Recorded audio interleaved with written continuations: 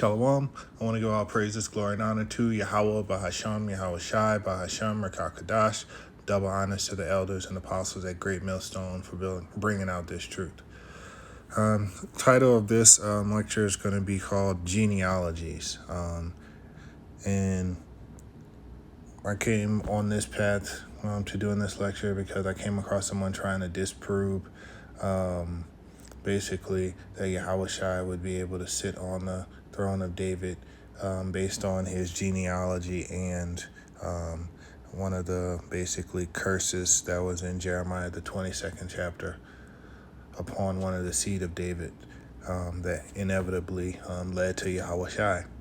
And then just dealing with the modern day mindset of our people who aren't in the truth and how they are about prove who you are. Like, if you're saying you're an Israelite, prove it. Get a DNA test. So let's just jump right into it. This is 1 Timothy, the first chapter and the 4th verse. And it says, "Neither give heed to fables and endless genealogies which minister questions, rather than godly edifying, which is in the faith. So do." So give heed to fables. So you have to understand that back then our people were they had went through the Greek captivity, and so a lot of people lost their Israelite heritage. And if you want to get an understanding of that, I would recommend reading the book of Maccabees 1 and 2. So a lot of people denounced who they were. There were decrees made where you couldn't even call yourself an Israelite. And so that's how they became to be known as Greeks or Hellenized Jews, because they weren't allowed to call themselves Jews or Israelites. So, and they lost their heritage, they lost their culture, so they didn't know who they were. And so they assimilated into all these other cultures, and they picked up their ideologies and fantasies, much like we have today. So we don't know that Greek mythology still has a big stronghold over our people, and it is largely intertwined into the Christian church. And so a lot of our belief systems, like the virgin birth, things about like the hell doctrine, all those things come from Greek mythology, including like Christianity. Not Christianity, I meant to say the Trinity, even though Christianity is basically a mix between the Bible and Greek mythology as a whole. But that's what I was saying. So those fables, things like the Book of Enoch, the fallen angel, so all of those things, those are those fables, okay? And it says in endless genealogies. Well, why endless genealogies? So the Israelites were a people who had really good records, and they could trace their line back. So if you look at the genealogies of like the famous people in the Bible, so if you look at the kings like David's line and stuff like that leading all the way to Yahawashi, you can see genealogies. You have genealogies from Adam. You have genealogies of the different 12 tribes in like the book of First Chronicles, and then in Matthew and Luke, you see some genealogies in the beginning there. And so genealogies were an important thing to our people, but captivity has messed up a lot of those things. So back in the day, it was happening, and it still happens today when people say they're Israelites. So for example, a lot of times when some of the elders, my elders, are talking, like on TikTok, giving a lecture, some scoffer will come in and be like, "Prove it, where's your DNA test?" And it just makes their blood boil, because we just know that the carnal minds of these scoffers can't understand that this is a spiritual thing. Okay, and so this was Paul talking to Timothy, telling Timothy, hey, like, this is what you're going to have to deal with. They're going to want you to prove that you're an Israelite, even though they know that you can't physically prove it because of what you went through. Now, they know that they were Israelites who lost their heritage, like it was prophesied. Like, they understand that. But still, they're so carnal that they won't accept you coming back. Like, they want you to prove it physically, because that's the only thing that they can believe. They have to feel it. They have to see it. They don't have any spiritual connection. Like, they've been cut off from that. Like, they won't get it back until they're renewed in the kingdom. Like, they're just that far gone. And so Paul was telling Timothy not to worry about that. Okay? And we'll get some precepts. But in modern day times, when people come with the DNA test, they're like, hey, you got to prove that you're an Israelite. Like, show me the DNA. To compare it against who? Whose DNA are they going to compare it to? Are they going to compare it to against Amalek? Like, who are they going to compare it to prove that we're Israelites? And even some people who have like DNA that might lead to certain tribes that they found to be Israelites, like what they say the Yoruba tribe and different things in Africa, they've proven that they've led back to the original 10 tribes. Even some people who find that out, their spirit still isn't right. So it's not enough just to know that you're a blood descendant of the Israelites. Because look at the Pharisees. Some of them knew that they were Israelites, but their spirit wasn't right. Because look at what Yahawashi told them. Look at what John the Baptist told them. They still weren't on the right level. And so this is a spiritual thing. So let's get a precept. Let's go to Acts, the 16th chapter, and look at the first verse. Okay. And he reads, Then came he to Derbe and Lystra, and behold, a certain disciple was there named Timotheus, the son of a certain woman, which was a Jewish, and believed, but his father was a Greek. Okay, so the understanding is his mother believed, his mother still understood who she was. He still had the heritage. So that's why she said, and believed. Now his father, when they said, oh, his father was a Greek. Okay, well, that goes into the fact that they lost their heritage and they became Hellenized. And so when you see that word Greek or people's favorite scripture, neither Jew nor Greek, they're still talking about the same people group. They're just talking about one who maintained the heritage and one who lost the heritage, okay? And like I said, you should read the book of Maccabees 1 and 2 if you want to get that understanding, because it's all there. But I'm not going to go deep into that, or I'm not going to go into it on this video. But there are videos out there about it. Now, let's go to the Old Testament, the book of 2nd Ezra, to get an example of how important this genealogy stuff was to the Israelites.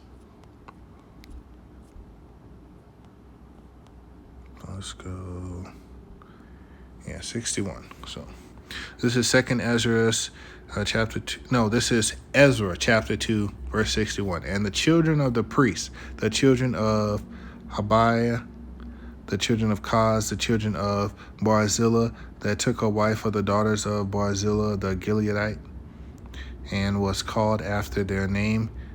These sought their register among those that were reckoned by genealogy, but they were not found. Therefore, were they as polluted, put from the priesthood.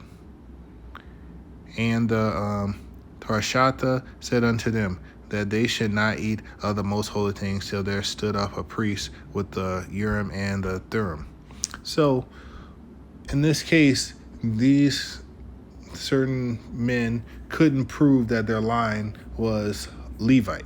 So they couldn't prove who they were, so they had to be put out the priesthood. So this is Ezra. Ezra is basically going over the historical period where the Jews or the Israelites, or the Southern Kingdom Israelites, are leaving Babylon to go and basically like rebuild the temple because they were instructed to.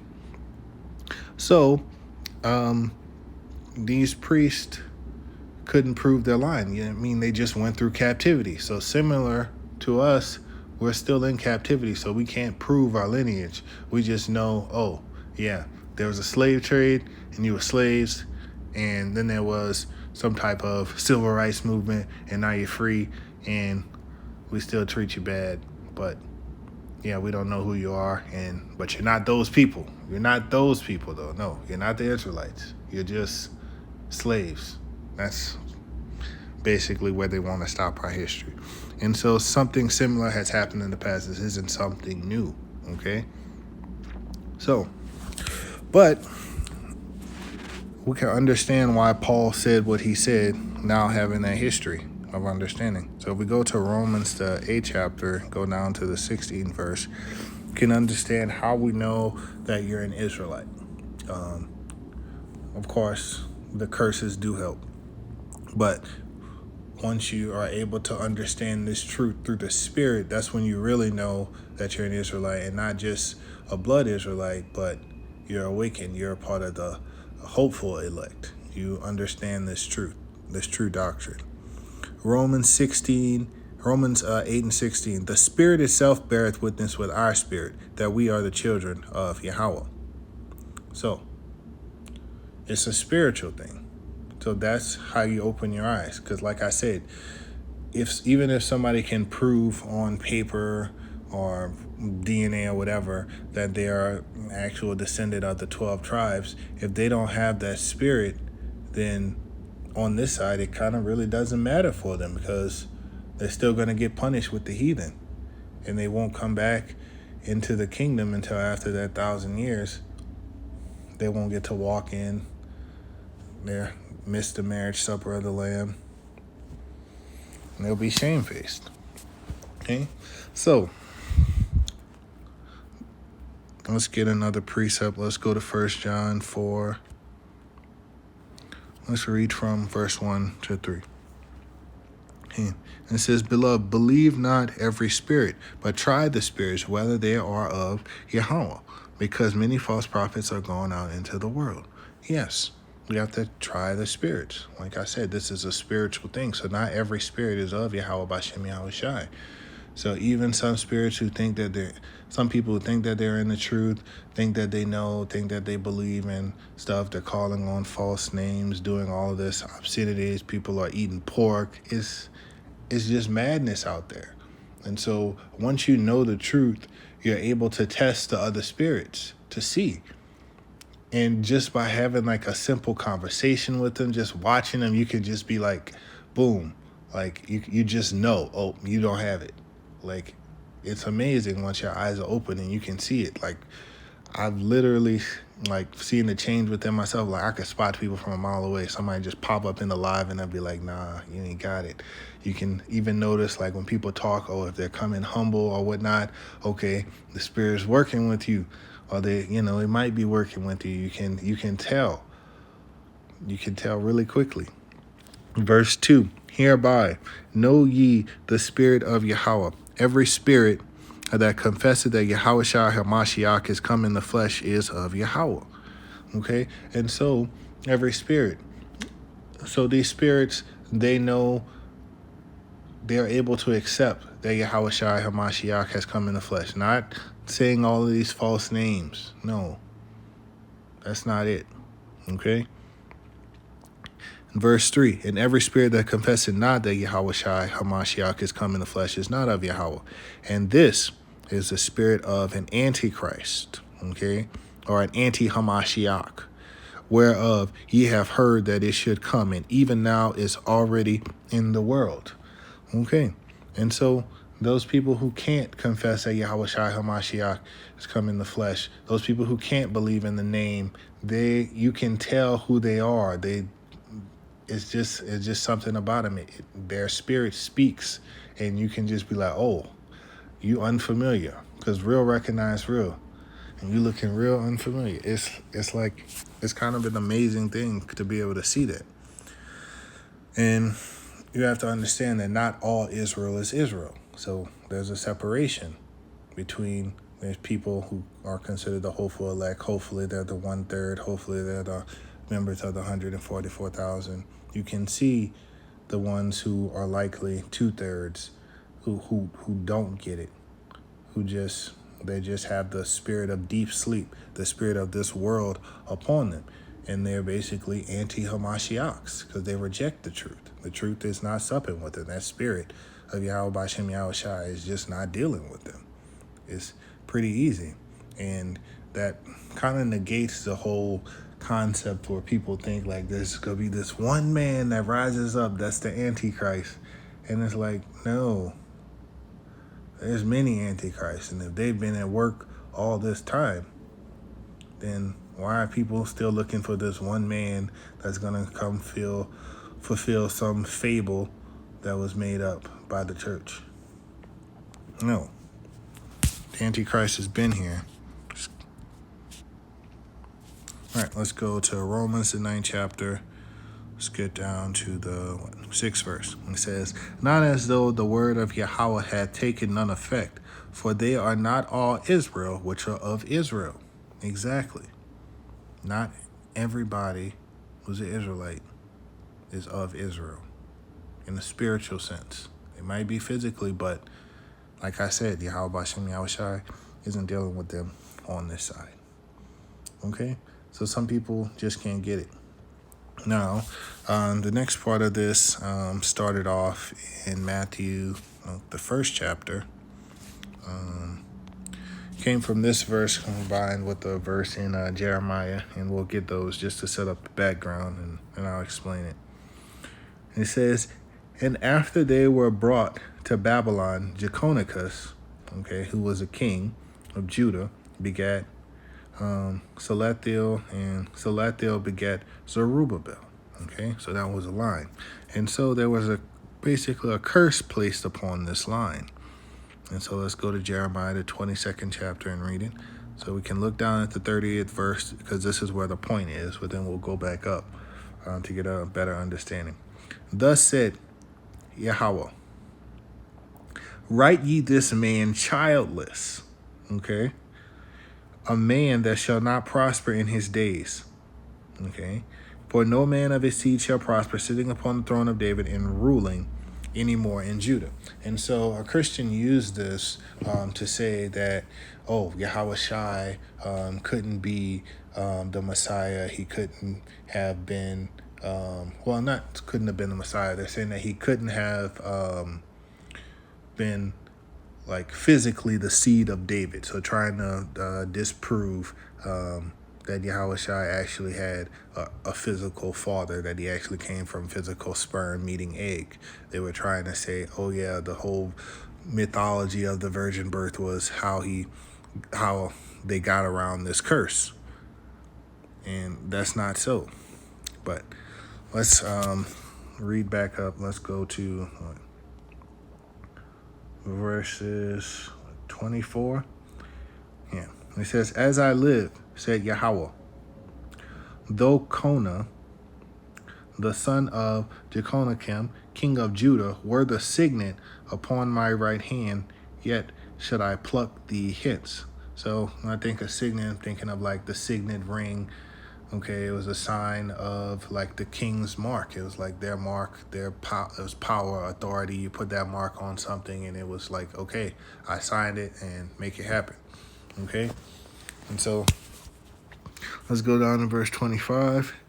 And I will give thee into the hand of them that seek thy life, and into the hand of whose face thou fearest, even into the hand of Nebuchadnezzar, king of Babylon, and into the hand of the Chaldeans.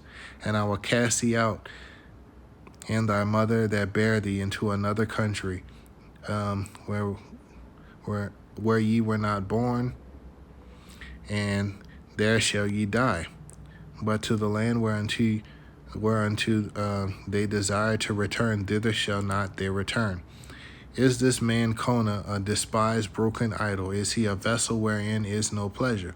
Wherefore are they cast out, he and his seed, and are cast out into a land which they knew not? O earth, earth, earth, hear the word of Yahweh. And so Konah, he was the son of Jehoiakim, and he was basically the last king, theoretically, of Judah, the last sovereign king of Judah. And he was going off, and the Babylonians took him down. So that's what this scripture is going into. And we'll read verse 30 again. Thus saith Yahweh, write ye this man childless. And it'll explain it. A man that shall not prosper in his days. And you see that colon right there. And they're saying what this means. No man of his seed shall prosper. That's the curse. Sitting upon the throne of David, because that was he was the royal line. He was in the royal line. So that's supposed to continue through him. And ruling anymore in Judah. So after him, there was no more kings from his line in Judah. Like, that was it. All right. Now, let's go back to 2 Kings.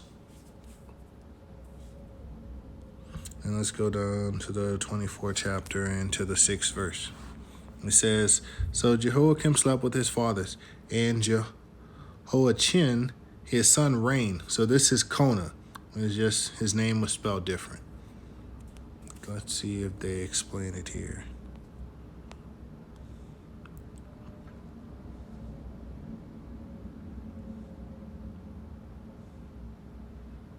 No, they don't explain that his name was also called Kona, but we'll go back to Jeremiah and prove that.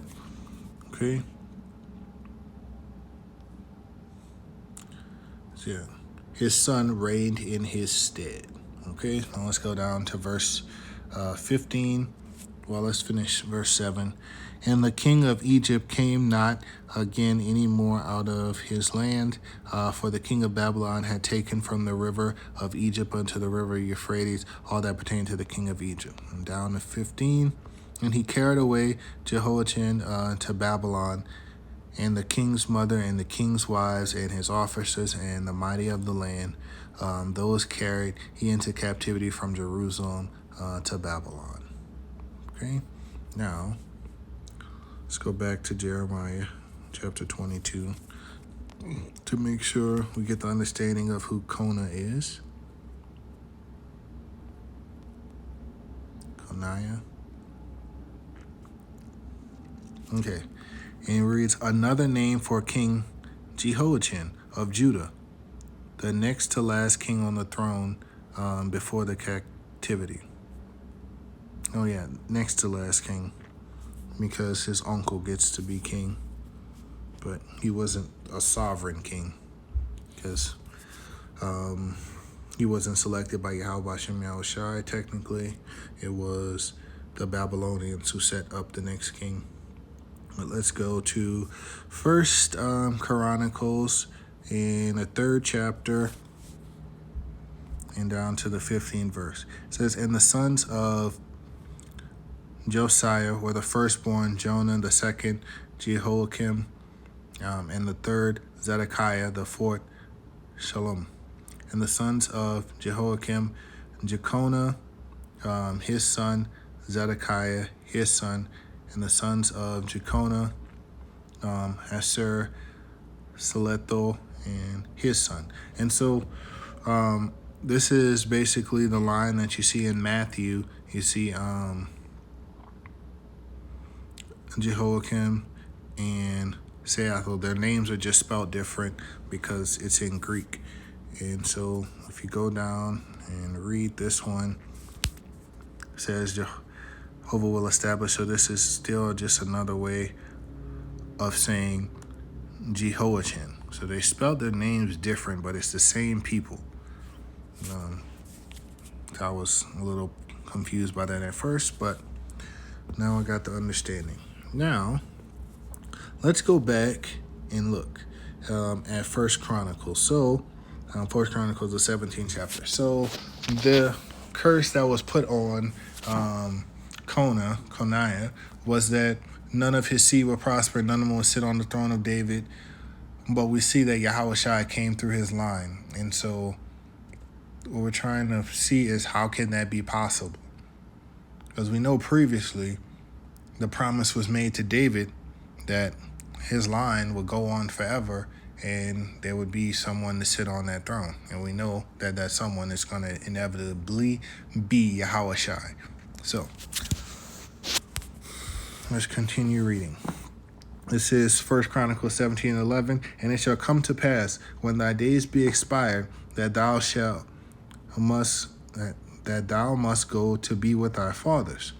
And I will raise up thy seed after thee, which shall be of thy sons, and I will establish his kingdom. Okay? And he shall build me an house, and I will establish his throne forever. Okay? So this might seem a little like, hard to understand, because Solomon was his son that built the house of Yahweh. And he says, and I will establish his throne forever, but we know that the kingdom eventually fell. But if you can understand through reincarnation that Yahawashi was Solomon, then it'll make sense, because it's a twofold prophecy. Okay? Verse 13, and I will be his father, and he shall be my son, and I will not take my mercy away from him, as I took it from him that was before thee. Speaking of Saul, he rent the kingdom out of Saul's hand and gave it to David. Okay, so he's going to show mercy upon Solomon. Verse 14, but I will settle him in mine house and in my kingdom forever, and his throne shall be established forevermore. Okay, now this rendition is also in Samuel, 2 Samuel, the 7th chapter. It has a little more, so we can look at it too. Verse 12 said, and when 2 Samuel 7 and 12, and when thy days be fulfilled, and thou shalt sleep with thy fathers, I will set up thy seed after thee, which shall proceed out of thy bowels, and I will establish his kingdom. And he shall build me a house for my name, and I will establish the throne of his kingdom forever. So we already explained that. Yahawashi is Solomon, so it makes sense. And I will be his father, and he shall be my son. And if he commit iniquity, I will chasten him with the rod of men and with the stripes of the children of men. And so he'd be like, wait, Solomon didn't get punished. Exactly. But Yahawashi did when he first came. So that's Isaiah 53. Right there. In verse 15, but my mercy shall not depart away from him, as I took it from Saul, okay, whom I put away therefore. And verse 16, and thine house and thy kingdom shall be established forever before thee. Thy throne shall be established forever.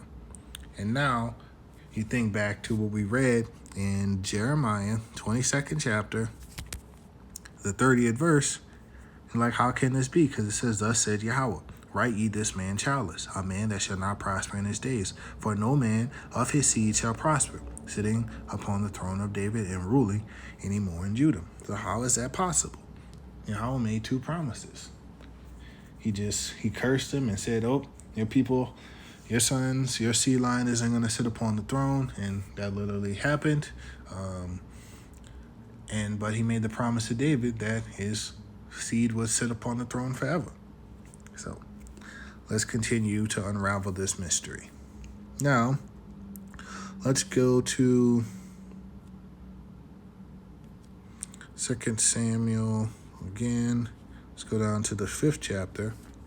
Let's go down to the 2nd verse. It says, also in this time when Saul was king over us, thou wast he that led it out and broughtest in Israel, thou wast. Yep.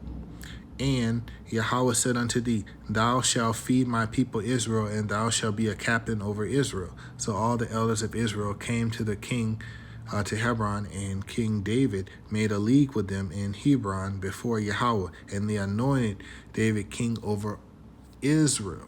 Okay, David was 30 years old when he began to reign, and he reigned 40 years. In Hebron, he reigned over Jerusalem 7 years and 6 months, and in Jerusalem, he reigned 33 years over all Israel and Judah. So David was king over all Israel and Judah, not just Judah. Okay, so the prophecy talked about, not prophecy, but the curse in Jeremiah, the 22nd chapter, mentioned Judah. It didn't mention the rest of Israel. So that's one thing. Okay, and so David seed, when Yahawashi comes back, who's he going to rule over? He's just going to rule over Judah? No, there's not going to be technically like a kingdom of Judah, because all the tribes are going to be together. Those are all going to be gathered unto him. So he's going to rule over all Israel. Okay, but still more. So let's go to the book of Psalms, the 89th chapter. Let's get down to the 30th verse. It says, and this is talking about David. It says, if his children forsake my law and walk not in my judgments, if they break my commandments and keep not my commandments, then I will visit their transgression with the rod and their iniquity with stripes. And that is what happened with Solomon. It happened in his reincarnation as Yahawashi. And with Kona, it happened right there, like in his life. Yahweh say, hey, I'm cutting you off. Like, your seed won't prosper. They won't be sitting upon the throne of David. Okay? It says, nevertheless, my loving kindness will I not utterly take from him, nor suffer my faithfulness to fail. Okay, my covenant I will not break, nor alter the things that is gone out of my lip. So like, how can that be so? He said two different things. How can that be so? Well, Yahawashi can't lie. So let's keep going and find out. Verse 35, once I have sworn by my holiness that I will not lie unto David. And he can't lie. Verse 36, his seed shall endure forever, and his throne be as the sun before me. Okay, verse 37, it shall be established forever as the moon, as a faithful witness in heaven. Selah. Okay, so let's go to Jeremiah 23rd chapter and see what he has to say about it. It's Jeremiah 23 and verse 5, and said, behold, the days come, saith Yahweh, that I will raise unto David a righteous branch, and a king shall reign and prosper, and shall execute judgment and justice in the earth. In his days Judah shall be saved, and Israel shall dwell safely. And this is the name whereby he shall be called. It says, the master of our righteousness. Okay, so this is going into Yahawashi, all right? And you're like, but still, it conflicts with this chapter right here, down here. And he said none of his seed will prosper, because we know Yahawashi came through Conus' seed line. So how can this be so? Well, let's keep going, because all the prophets are saying the same thing, that Yahweh is going to do it. They all believe it. So let's just keep digging to figure out this mystery. This is Isaiah 9, chapter 6, and it says 6 through 7. For unto us a child is born, unto us a son is given, and the government shall be upon his shoulders, and his name shall be called Wonderful, Counselor, the Mighty Power, the Everlasting Father, the Prince of Peace. Of course, this is talking about Yahawashi. Verse 7, of the increase of his government and peace there shall be no end, upon the throne of David and upon his kingdom, to order it and to establish it with judgments and with justice from henceforth forever and ever. The zeal of Yahweh of hosts will perform this. So Yahweh's still saying, hey, I'm doubling down. I said I'm going to do this. I'm going to do it. And all the prophets are in agreement. But how can this be? Well, let's just keep going. This is Isaiah chapter 11, verse 1. And it says, and there shall come forth a rod out of the stem of Jesse, and a branch shall grow out of his roots. What is that branch? Yahawashi. And the spirit of Yahweh shall rest upon him, the spirit of wisdom and understanding, the spirit of counsel and might, the spirit of knowledge and the fear of Yahweh. And he shall make him of quick understanding in the fear of Yahweh, and he shall not judge after the sight of his sights, neither reprove after the hearing of his ears. Again, this is going into who? This is going into Yahawashi. Verse 4, but with righteousness shall he judge the poor, and reprove with equity for the meek of the earth. And he shall smite the earth with the rod of his mouth, and with the breath of his lips, and he shall slay the wicked. This is speaking into the coming back of Yahawashi, okay? And it says in verse 5, and the righteous shall be the girdle of his and righteousness shall be the girdle of his loins, and faithfulness the girdle of his reins. So maybe from the glimpse of this in verse 4, you can see, oh, this isn't talking about Yahawashi in when he first came. Because remember, like the disciples were thinking, like, oh yeah, all right, maybe not the disciples, but the other people in Israel, like, oh yeah, he's gonna, save us from the Roman Empire and do all of this stuff now. But no, this is talking about his coming back. Okay, when he comes back, that's when he'll do this. Okay. So, but let's keep going, because I think there's still more understanding to be brought out. Let's go to Genesis, the 49th chapter. Let's go down to the 9th verse. And it reads, Judah is a lion's whelp. From the prey, my son, thou art gone up. He stooped down, he crouched as a lion, and as an old lion, who shall rise him up? Well, who's going to rise him up? That's going to be Yahawashi. That's who's going to rouse Judah up. That's who's going to raise Judah up. Okay, so he's a lion's whelp. Okay, so let's look at this whelp word. A cub, a young cub, okay, especially of a lion. A whelp, a young one. Okay, And from the prey, well, who's the prey? Well, of course, that would be Esau, Edom. Okay, so let's see, because he is crouched down as a lion and as an old lion. Exactly, Judah is in like a docile state right now. But let's get a precept and understand who his prey is, who the prey is, because Judah isn't the prey right now. I mean, yeah, Judah is the prey, not the predator. Salakia. Let's see who the predator is. Why is Judah a prey? So let's go down to Isaiah 51 and 22. It says, thus says thy master Yahweh, and thy power that pleaded the cause of his people. Behold, I have taken out of thine hand the cup of trembling.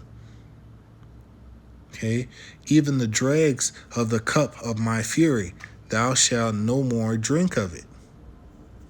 Okay, so what does this mean? This is talking about transferring the affliction, the curses that are upon us. Okay, and he says, but I will put it into the hand of them that afflict thee. So he's going to transfer our curses and afflictions onto another people. So that includes Deuteronomy 28. That includes what? That includes Jeremiah 22 and 30. So that curse that was upon our people, that's going to be transferred over to some other people. So when Yahawashi comes back, when we're translated over to be like him, those curses aren't going to be on us anymore. That's how Yahawashi is going to be able to sit on that throne. But let's keep going.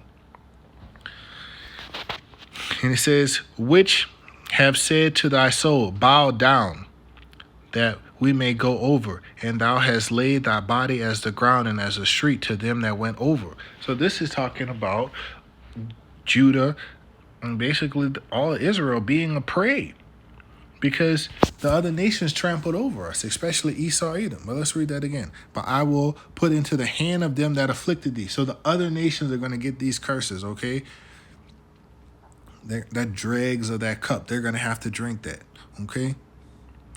It says, which have said to thy soul, bow down. So they have basically just put us in this lowly state and made us be this docile, old like lion that's just kind of like not doing anything. That's the state that we're in. And that's the state, and we're coming out of now. We're being risen up out of that state. By who? Yahweh Bashem Yahushua. We're being quickened unto the truth. It says, bow down that we may go over, and thou hast laid thy body as the ground and as the street, and them that went over. And so for everybody who's still stuck on this plantation Christianity doctrine and believing that they're not the people, and even the people that believe they're not the people but aren't following the true doctrine, they're still in that state because they're still deceived.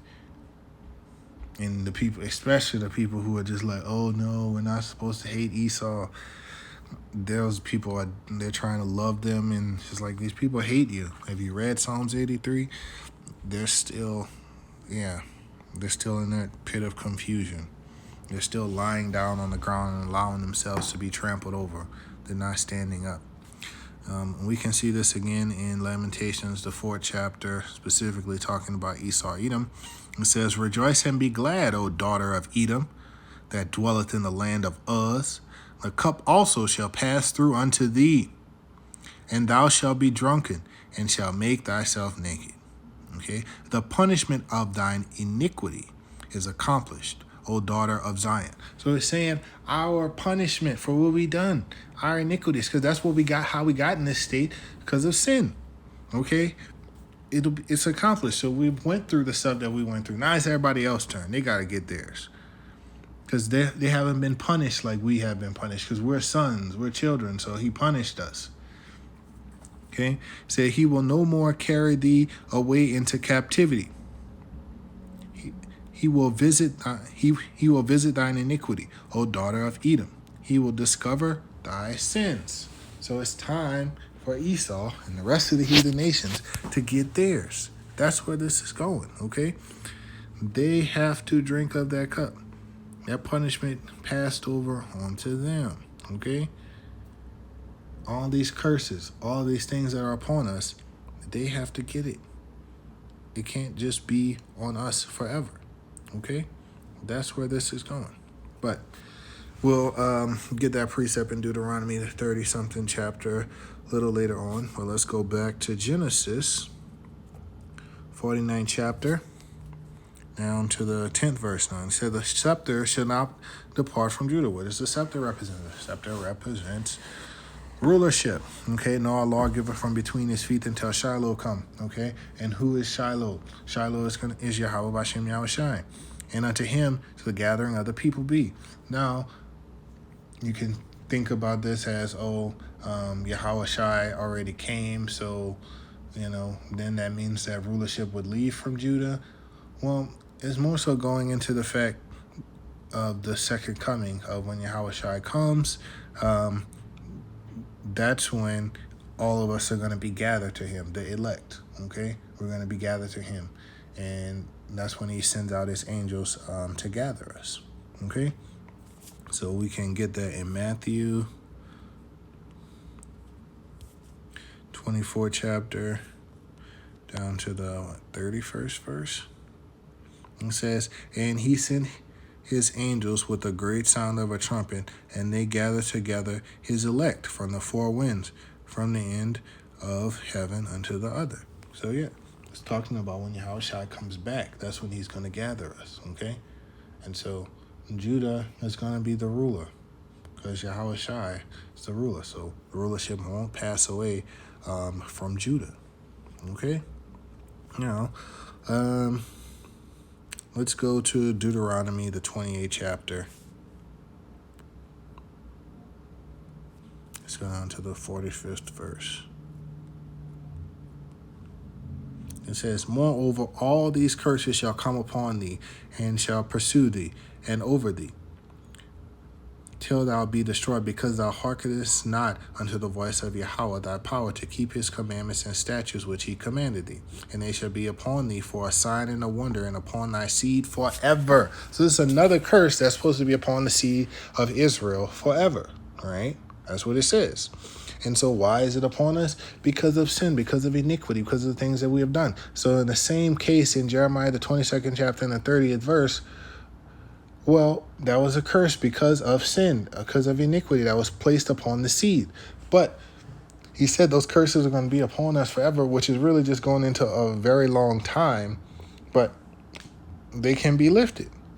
And how do we know? Well, because it's written right here in Deuteronomy, the 30th chapter, and down in verse 7 and 8. And he says, and Yahweh thy power will put all these curses upon thine enemies and on them that hate thee, which persecuted thee. And thou shalt return and obey the voice of Yahweh and do all his commands which I commanded thee this day. And yes, we are going to do that, because if you read Hebrews, the 8th chapter, you will see that he's going to put out his laws in our heart, and so we won't be able to go off. And so we're going to be blessed. So we're going to get those blessings in the first part of Deuteronomy, the 28th chapter, instead of all these curses that we already have on us. They're going to be translated over to the other nations, like he just said right here in Deuteronomy 7 and 8. And like we read in Lamentations, we read that they're going to have to drink of that cup right now. We already read that in Isaiah 51. They're going to have to drink of that cup. Things will be translated over, okay? So I think the understanding is out there now, but I'm going to do a few more precepts and then I'll close out. It says Isaiah, the 47th chapter and verse 3, it says, thy nakedness shall be uncovered, yea, thy shame shall be seen. I will take vengeance and I will not meet thee as a man. Okay, so Yahawashi is coming back to punish this virgin daughter of Babylon, a.k.a. Esau Edom, a.k.a. the revived Roman Empire. All right, so he says he's not going to meet thee as a man, because he's not going to be a man anymore. He's going to be changed. He's going to be much more than a man. He's going to have that spiritual body, okay? All right, and so if we look back at 1 John 22, he's not going to be a mere human, mankind. He's going to be much more than that. And it says, thus said Yahweh, write ye this man childless, a man that shall not prosper in his days, for no man of his seed shall prosper. But Yahawashi said he's not going to meet them as a man, because he's going to be much more than a man. He's going to be a God. He's going to be a power sitting upon the throne of David and ruling, anymore in Judah. So I know we already proved the point, but I just wanted to go overboard and prove it. Let's go to 1 John 3:2. And it says, Beloved, now we are the sons of power, and it doth not appear what we shall be, but we know that when he shall appear, we shall be like him, for we shall see him as he is. And he has just so told us in the book of Isaiah, I will not meet thee as a man, talking to Esau, Edom. So, whatever he's going to be, we're going to be. So we won't have those curses upon us. We'll be changed. We'll be different. We'll be blessed, highly blessed. Okay, and let's get one more precept to close out. John 18:36. He says, and Yahawashi answered, My kingdom is not of this world. If my kingdom were of this world, then would my servants fight, that I should not be delivered to the Jews. But now is my kingdom not from thence. So this kingdom is not of this world. This is not a worldly kingdom. So this is going to be some heavenly type kingdom that's going to come down. Like this is going to be amazing. Like I don't even know what it's going to be like, because our minds can't even imagine what his kingdom is going to be like. And so those curses that was upon us as we are in this world. But when Yahawashi comes and changes all of this, that won't be upon us. Even right now, you can see that the curses are shifting. Like the other nations are starting to go through little bits and pieces of hell. But when that kingdom comes, those curses are not going to be on us. It's going to be translated over to the other nations. So I hope this lesson was edifying, and I hope that you can get the understanding through the precepts and concepts that I brought out, that Yahawashi is from the seed of David, according to the promises made by Yahweh to David, and that you can't prove this whole virgin birth theory, and you can't use the curses in this book, because the Bible doesn't contradict itself. It's just our understanding that is off sometimes. You can't use this to try to prove that Yahawashi was born through some fairy tale where he didn't have a physical father. So that I want to give all praises, glory, and honor to Yahweh, Bahasham, Yahawashi, Bahashem, Rakakadash, and double honors to the elders and apostles at Great Millstone. Shalom.